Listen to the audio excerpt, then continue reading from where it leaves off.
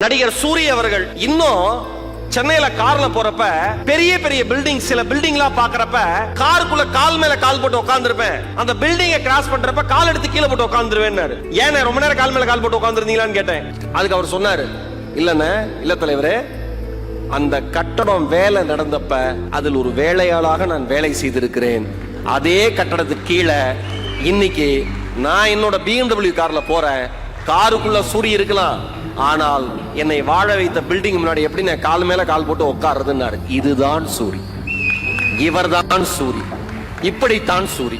இவ்வளவுதான்.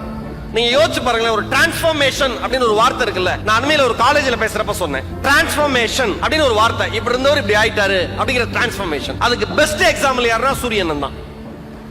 வாழ்க்கையில நல்ல ஒரு பலத்தை அரங்கம் நிறைந்த கைத்தல் தட்டலாம். ஏன் தெரியுமா சொல்றேன்? இது எல்லாருக்கும் ஒரு இன்ஸ்பிரேஷன். இது எல்லாருக்கும் ஒரு இன்ஸ்பிரேஷன்.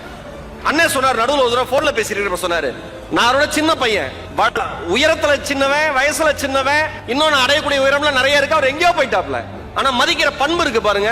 அவர் சொன்னாரு, தலைவரே, இன்னும் சிம்பிள் அந்த மனுஷன், அப்படியே ஒரு டவுன் டு எர்த், எல்லாரையும் மதிக்கிற பண்பு.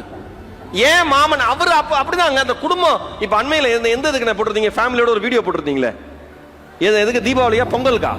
பொங்கலுக்கு.